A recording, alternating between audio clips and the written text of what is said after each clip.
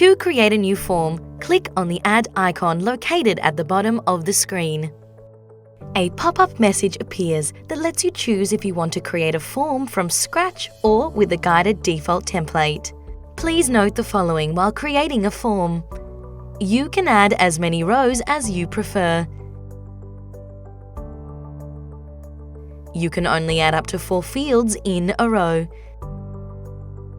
You can create as many steps as you want. You can set required fields.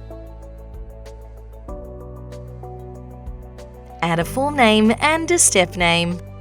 Drag and drop elements to build your form. These elements depend on the type of information you require from the respondent. For example, if you want to obtain their email address, choose email as a form field, or if you want your respondent to enter their mobile number, choose and drag phone to your form builder.